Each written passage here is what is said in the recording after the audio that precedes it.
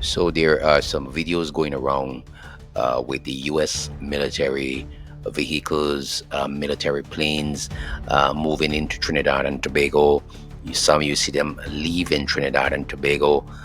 I think what's happening here is that once you have a war of words going on between two nations, people usually look for stuff to hype the situation, I would say.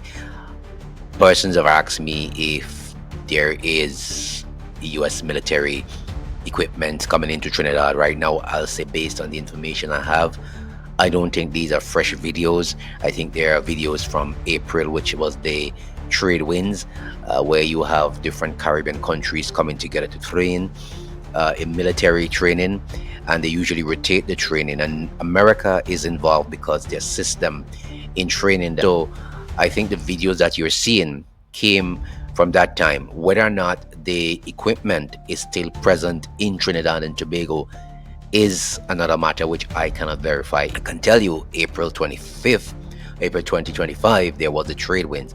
But in terms of whether or not the equipment remains in Trinidad, that's another matter. These are some of the videos that have been floating around. As you can see, that was one of the US military planes landing in Trinidad and Tobago, as you can see right there. So we can verify that for sure. That's a US military plane landing at Piaco. Then there's also videos of the equipment being parked in areas where they would have done the training. So we can verify all of this. Whether or not the equipment remains in Trinidad and Tobago, that is another question. For those of you in Trinidad, you can leave your comments in the section below.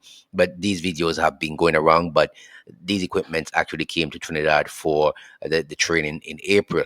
Now, this whole idea of what's going on now with Venezuela and Trinidad, I think the former prime minister also responded and was saying that you need to get more information before you make these kind of statements. But when Venezuela issues a threat, you don't take it lightly. They don't you don't take it lightly. As a matter of fact, when any nation issues a threat against another nation, you don't take it lightly. And the threat was, listen, we will come into your country if we have to hunt down people.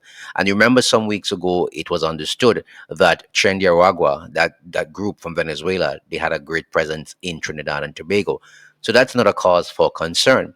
But I want to take you back here to December last year, when there was this big uproar in Trinidad and Tobago, when Trinidad and the US had renewed their military agreements, when Rowley had denied Venezuela conflict and troop deployment. And you remember that.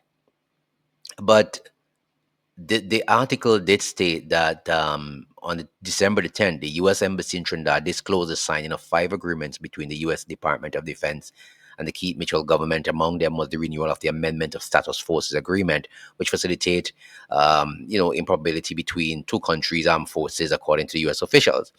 This was a hotly debated topic in Trinidad and Tobago. The two nations likewise extended the Caribbean Basin Security Initiative technical assistance at that time as well, and the acquisition of a cross-serving agreement. Now, the U.S. ambassador to the country at that time, Candice Bond, stated that the deals provided unprecedented, unequal opportunities for defense cooperation. The U.S. Southern Command head Admiral Alvin Hosley, also present in the ceremony, affirmed that the agreement deepens strategic collaboration on a host of issues. The extended security deals sparked controversy in the Caribbean country after local newspaper Newsday had claimed that the revamped SOFA will allow Washington to deploy troops in the event of a conflict in Venezuela. Is it is it that it was actually part of the agreement? Because we went through this whole gamut last year.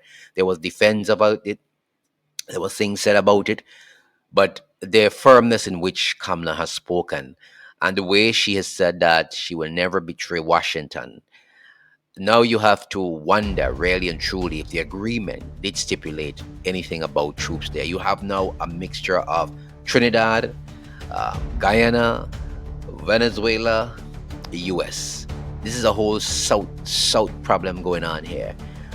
Keep your eyes and ears to the ground, like I usually say, and keep looking at the information, see what's happening, because things can be happening. And when you see there's Venezuela in the mix, there's Guyana and Venezuela situation still not resolved, and now they're basically telling Trinidad they can come in there if they want to get certain people.